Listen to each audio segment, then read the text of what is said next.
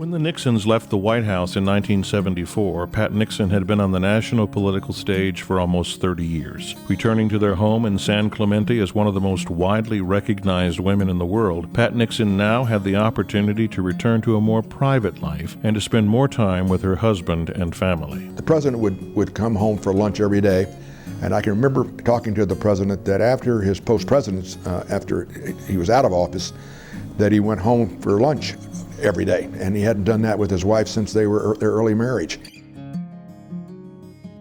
She said, the one thing I appreciated was Dick putting his arm around me down on the beach. She said, it was like old times. Less than 2 years after leaving the White House, Mrs. Nixon suffered a debilitating stroke. On the day she had the stroke, I ordered for a cardiologist to come up from Camp Pendleton, which is right next to the Costa Pacifica. In the interim, I went to the house. Julie was there. And I said, Mrs. Nixon, we have to go to, she said, no, I'm fine, but she wasn't fine.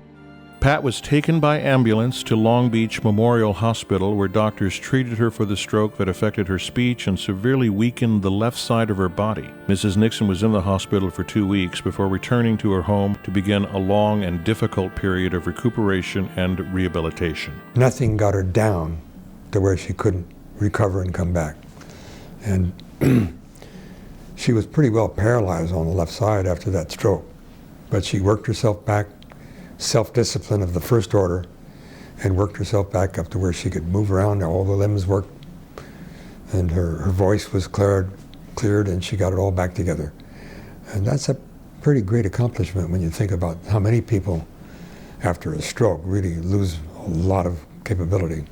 Early in 1980, the Nixons moved east, first to New York City and then to the New Jersey suburbs. Mrs. Nixon's desire to see her grandchildren, who lived in New York and suburban Philadelphia, was a major reason for the move. We would go to Radio City Music Hall every year, see the Rockettes, and we would get to go backstage and like pet the reindeer that were in the show and like meet all the little people who played the elves and stuff. It blew me away.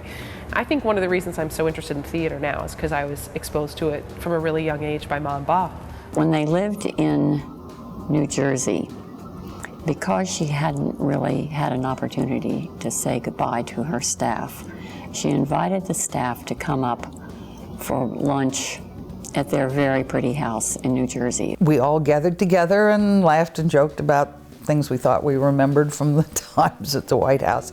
And she still seemed the same, although, of course, older and not quite as energetic because she was in declining health. So, but the old fired spirit was still there. On June 22nd, 1993, just one day after she and her husband celebrated their 53rd wedding anniversary, Pat Nixon died, surrounded by her family at her home in New Jersey. At the funeral, you could see in Dick the loss that overwhelmed him. And I'd never seen him so overwhelmed as when Pat was gone.